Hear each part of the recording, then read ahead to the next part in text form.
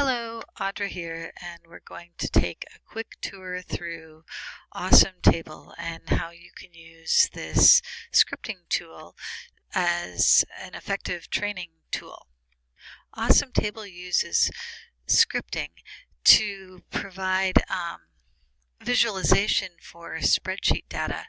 So the purpose for it as far as training tool would be to provide lists of resources or information for your learners and to be able to allow them to either visualize that information in a way more attractive than what you can find in a Google Sheets, or to provide some sort of functionality and interactivity so that learners can access a large list of resources or materials, but be able to drill down to exactly what it is that they are looking for. One example for an application for Awesome Table would be a list of resources. So for example, here I have a list of resources that's generated by a Google form, and it is called Idea Box. And inside the form, what I hope to have happen is I hope that I will have learners who will share the names of apps or tools that they have used and links or how to get out to those tools, and that they will give a brief review about those tools, explain what platform the tool works on, testify whether they've used it themselves, and maybe give it a star rating. So if I take this spreadsheet, and I could embed this spreadsheet on my web page, but it would look pretty much like this, and the ability to sort is fairly limited. You can still use the filter view, but inside of a list of items, for example, it would only alphabetize by the first letter. So anything that had communication would be first. We wouldn't be able to pull out just something that might be tagged with another category. So we can alphabetize by column, but that's about it.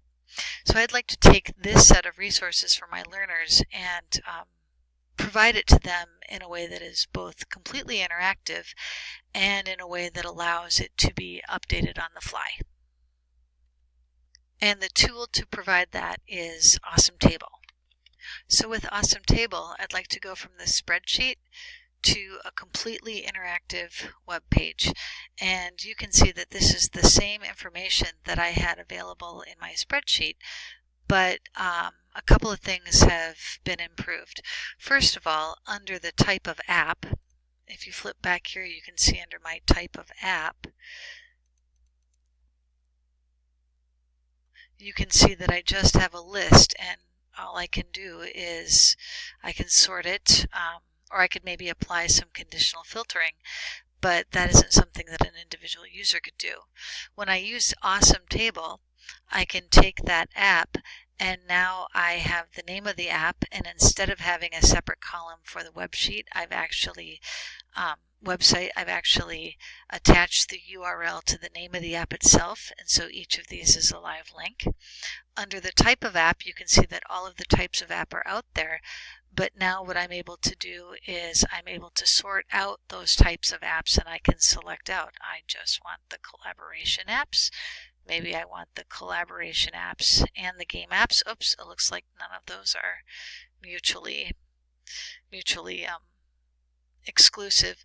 The one drawback here would be that these operate under an and instead of an or right now, and so there's a little bit of scripting that would need to take place to revise that just a little bit. But you can see that right now I can add in the type of apps and sort just for that particular list. I can also sort by where an app might be located. So now I can drill down to all of the apps that are just on the Chrome store. Maybe I want to sort out just by the apps that I have personally used, and then you could see that if we had users rate these, we could sort down to apps that have been personally used by participants, learners in our course. And I've also included a sortable option to sort by star rating, which you can dial down by using the slider feature here. And so Awesome Table, this is just a small example of a way that you can visualize and make a lot of resources for your learners interactive. In addition to this is just a rudimentary simple table, Awesome Table also provides different template galleries that you can use. And so for example, my next step with developing my list of resources for users will be to go out to Awesome Table itself and use a card view, where in a card view I will be able to drop in images, and each of these cards can bring a user to the same sort of information.